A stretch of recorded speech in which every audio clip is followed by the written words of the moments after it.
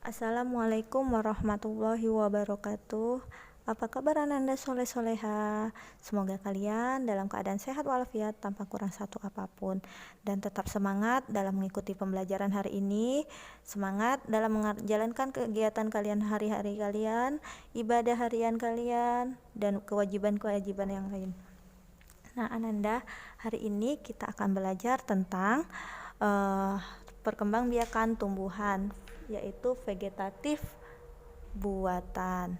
Nah, coba Ananda buka buku tematik halaman 65. Di situ ada teks tentang mencangkok pohon mangga.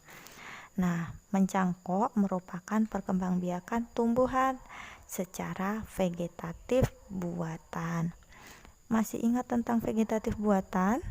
Vegetatif buatan itu adalah perkembangbiakan tumbuhan secara tidak kawin dengan bantuan manusia.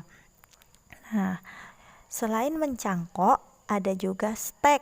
Stek ini adalah menanam bagian dari tumbuhan. Stek dibagi menjadi 3, yaitu stek batang. Stek batang adalah menanam bagian batang sehingga akan tumbuh menjadi makhluk hidup. Contohnya pada tanaman singkong, tebu, bambu, kangkung, kamboja, bunga sepatu, dan masih banyak lagi. Sedangkan stek daun adalah menanam bagian daunnya hingga akan tumbuh menjadi makhluk hidup baru. Contohnya pada tanaman cocor bebek dan lidah mertua. Yang ketiga adalah stek akar. Stek akar ini adalah memperbanyak tanaman dengan cara menanam potongan-potongan akar. Contohnya pada tumbuhan sukun dan kersen. Merunduk. Perkembangbiakan dengan cara merunduk ini adalah memperbanyak tanaman dengan cara membengkokkan sebagian batang atau ranting dan memendamnya ke dalam tanah.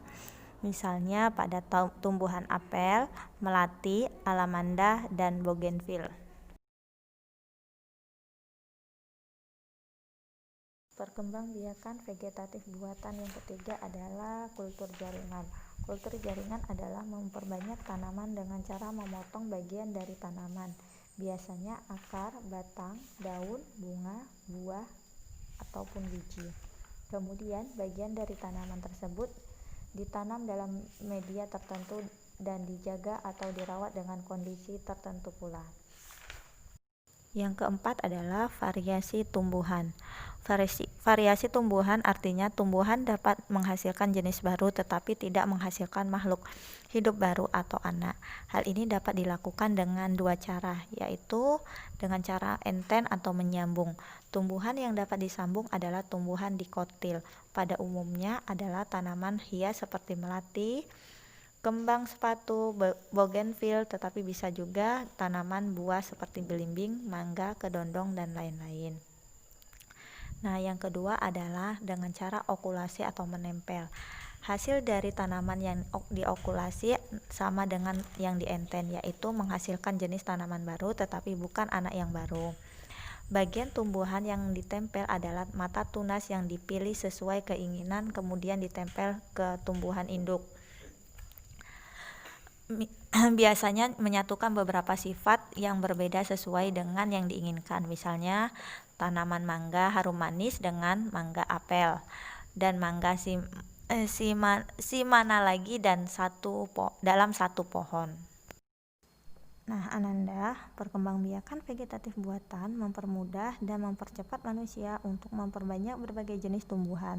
Tumbuhan hasil perkembangbiakan vegetatif buatan yang telah kamu perbanyak akan memperbesar peluang kamu mendapatkan pahala ketika tumbuhan tersebut memberikan manfaat bagi orang lain. Dalam hadis riwayat Muslim, Rasulullah bersabda, tak seorang muslim pun yang menanam pohon kecuali sesuatu yang dimakan dari tanaman itu akan menjadi pahala sedekah baginya. Dan apa yang dicuri orang lain akan bernilai sedekah. Apa saja yang dimakan oleh binatang buas darinya, maka sesuatu yang dimakan itu akan menjadi sedekah baginya. Apapun yang dimakan oleh burung darinya, maka hal itu akan menjadi sedekah baginya. Tak seorang pun yang menguranginya, kecuali itu akan menjadi sedekah baginya. Demikianlah pembelajaran hari ini. Semoga Ananda mengerti dengan penjelasan yang Ustazah berikan. Jika ada pertanyaan, silakan Ananda WA Ustazah. Ustazah akhiri pembelajaran hari ini dengan lafaz hamdalah alhamdulillahirabbil alamin dan doa kafaratul majelis. Subhanakallahumma wa bihamdika asyhadu an la ilaha illa anta astaghfiruka wa atubu ilaik. Ustazah akhiri, wassalamualaikum warahmatullahi wabarakatuh.